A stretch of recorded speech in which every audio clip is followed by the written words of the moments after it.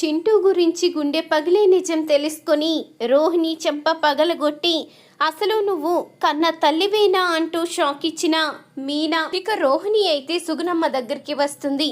అమ్మా, నువ్వు చింటూ ఇక్కడ ఉంటే నాకు ప్రమాదం అమ్మా.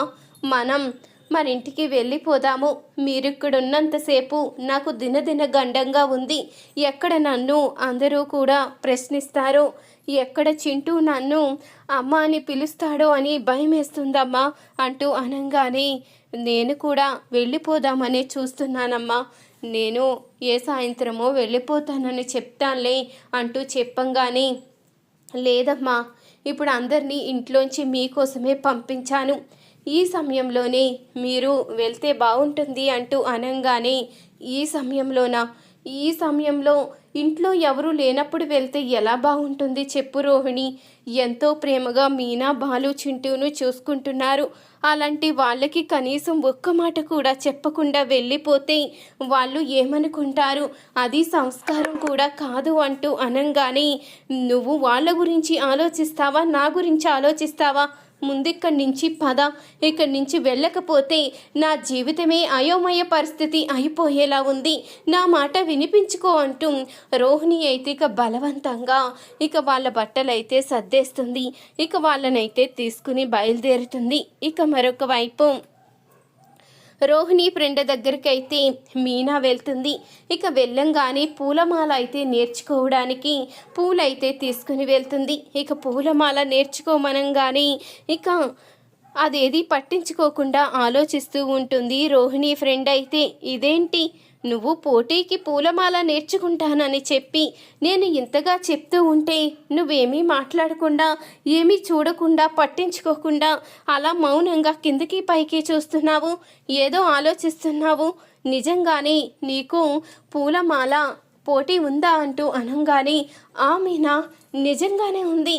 అంటే నువ్వు ఎలా కడతావో నాకు తెలియదు కదా, అందుకని చూస్తున్నాను. నేను మాట్లాడితే అర్థమవ్వదని సైలెంట్గా చూస్తున్నాను అంటూ చెప్తూ ఉంటుంది. రోహిణి ఫ్రెండ్ అయితే సరే ఇలా కట్టాలి అంటూ మీనా అయితే నేర్పిస్తూ ఉంటుంది. ఇంతలో ప్రభావతి అయితే సత్యాన్ని గుడికి అయితే తీసుకుని వెళ్తుంది. గుడికి వెళ్ళంగానే ప్రభావతి అయితే వాళ్ళని ఏదో రోహిణి పంపించేస్తానంది కాబట్టి ఇలా వచ్చాను. ఇప్పుడు గుడిలోకి వెళ్ళి దర్శనం చేసుకోకపోతే ఈయనకి అనుమానం వస్తుంది అంటూ ప్రభావతి అయితే సత్యాన్ని గుడి లోపలికి అయితే తీసుకుని వెళ్తుంది.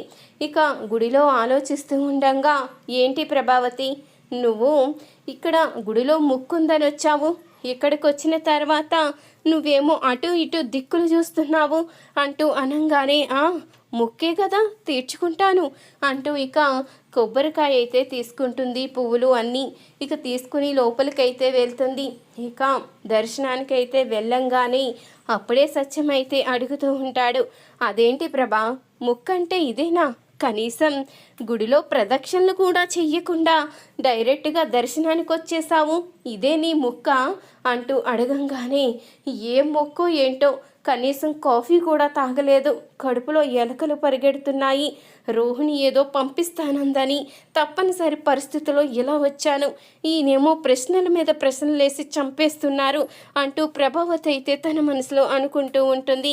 ఇంతలో సత్యమైతే ఏంటి ప్రభా, నేను ఇక్కడ మాట్లాడుతూ ఉంటే నువ్వు ఎక్కడ ఆలోచిస్తున్నావు, చెప్పిన దానికి అసలు సమాధానమేది అంటూ అనంగానే ఏమీ లేదండి, నా ముక్కులో ప్రదక్షిణలు ఏమీ లేవు, అయినా మీరు అన్నారు కదా ప్రదక్షిణలు చేద్దాం పదండి అంటూ తీసుకుని వెళ్తుంది. ప్రదక్షిణలు పూర్తయిన తర్వాత దర్శనం కూడా చేసుకున్న తర్వాత గుడిలో అయితే కూర్చుంటుంది ప్రభావతి. ఏంటి ప్రభా, ఇలా సాయంత్రం దాకా కూర్చుని ఉంటావా అంటూ అడుగుతూ ఉంటాడు సత్యమైతే. అదేమీ లేదండి, గుడికి వచ్చాం కదా, కాస్త ప్రశాంతంగా ఒక అరగంట సేపు అయినా కూర్చుంటే మనశ్శాంతిగా ఉంటుంది కదా అంటూ అనంగానే ఏంటేంటి మనశ్శాంతి గురించి నువ్వు నాకు చెప్తున్నావా? ఇంట్లో ఎప్పుడు ఏ గొడవ పెట్టాలని ఎదురు చూసే నువ్వు ఈరోజు మనశ్శాంతి గురించి చెప్తుంటే ఏదో సామెత గుర్తుకు వస్తుంది ప్రభా అంటూ సత్యమైతే అంటూ ఉంటాడు. నా విషయంలో మీకు అన్ని సామెతలు గుర్తుకు వస్తూనే ఉంటాయి. సరే వెళ్దాం పదండి అంటూ ఇక తీసుకుని వెళ్తుంది ప్రభావతి అయితే సత్యాన్ని. ఇంతలో ఇంటికి వెళ్ళేసరికి రోహిణి ఎవ్వరూ కూడా కనిపించరు. అమ్మయ్యా, ఈ పెద్ద ఆవిడ ఆ పిల్లోడు వెళ్ళిపోయినట్టున్నారు, రోహిణి పంపించేసినట్టుంది, ఎంతన్నా నా కోడలు కదా, నా మాట నిలబెట్టుకుంటుంది అంటూ ఇక ప్రభావతి అయితే ఆనందపడుతూ ఉంటుంది. ఇక మరొక వైపు రోహిణి అయితే సుగుణమ్మని చింటూని తీసుకుని బయలుదేరుతుంది. ఇంతలోకి అప్పుడే రోహిణి ఫ్రెండ్ అయితే ఇక మాల నేర్చుకోవడం రావటం లేదనడంతో ఇక మీనా అయితే అక్కడి నుంచి వచ్చేస్తుంది. ఇక ఇంటికి వెళ్ళేసరికి సుగుణమ్మ కానీ చింటూ కానీ కనిపించరు. ఇక అక్కడ లెటర్ అయితే ఉంటుంది. అనుకోకుండా తప్పనిసరి పరిస్థితిలో మా ఇంటికి వెళ్ళిపోతున్నానమ్మా మీనా, నన్ను క్షమించు, నీకు చెప్పకుండా వెళ్ళిపోతున్నందుకు నాకు బాధగానే ఉంది, కానీ ఏం చేయను, తప్పనిసరి పరిస్థితిలో వెళ్ళిపోతున్నాను అంటూ లెటర్ రాసి పెట్టి వెళ్ళిపోవడంతో ఆ లెటర్ చదివిన మీనా అయితే బాధపడుతూ ఉంటుంది. అంటే నేను లేని సమయంలో అత్తయ్య గారు ఏదో అనుంటారు, తప్పనిసరిగా ఏదో బాధ పెట్టుంటారు, నేను వెళ్ళి పెద్దావిడ్ని అడగాలి అంటూ మీనా అయితే వాళ్ళ ఇంటికి అయితే బయలుదేరుతుంది.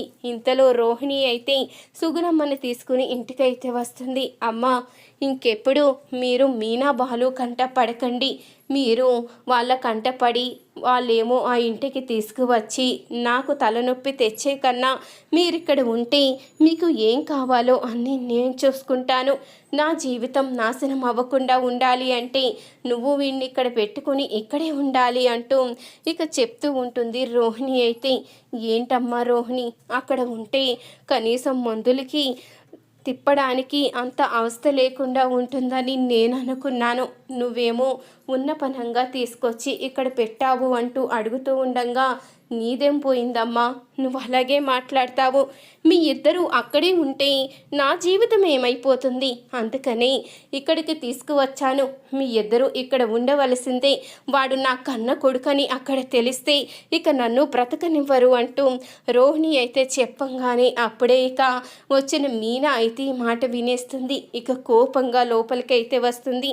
రోహిణి చంపైతే పగలగొట్టి, నువ్వు అసలు ఆడదానివేనా, నీ కన్న బిడ్డ గురించి కూడా ఆలోచించకుండా నీ జీవితం సుఖంగా ఉండడం కోసం వాడు ఈ పరిస్థితిలో ఉన్నా తీసుకువచ్చి ఇక్కడ ఉంచి ఇక్కడే ఉండాలి, మీరు రావడానికి వీల్లేదు అని అంటున్నావే, నిన్ను చూస్తుంటేనే అసహ్యంగా ఉంది, నీలాంటి కన్న తల్లులు కూడా ఉంటారా అని అనిపిస్తుంది. ఎంతోమంది పిల్లలు లేని వాళ్ళు పిల్లలు లేక ఎన్నో పూజలు వ్రతాలు చేస్తూ ఎంతగానో బాధపడుతున్నారు, కానీ ఆ దేవుడు నీకు చక్కనైన ఒక బిడ్డనిస్తే ఆ బిడ్డ కూడా నీకు బరువైపోయాడా, నీ జీవితం కోసం వాడి జీవితాన్ని కూడా పట్టించుకోకుండా ఇలా గాలికి వదిలేస్తున్నావే, నువ్వు అసలు కన్న తల్లివేనా, నీ మొహం కూడా చూడాలనిపించడం లేదు, నిన్ను చూస్తుంటేనే అసహ్యం వేస్తుంది, కన్న తల్లిని కానీ కన్న కొడుకుని కానీ పట్టించుకొని నిన్ను అసలు మనిషి అనరు అంటూ మీనా అయితే తన మాటలతో రోహిణికి షాక్ ఇస్తుంది. చూసారు కదా ఫ్రెండ్స్, ఈ వీడియో కనుక మీకు నచ్చినట్లయితే తప్పకుండా ఒక లైక్ చేయండి, మా ఛానల్ని సబ్స్క్రైబ్ చేసుకుని పక్కనే ఉన్న గంట సింబలపై ఆల్ అని క్లిక్ చేయండి.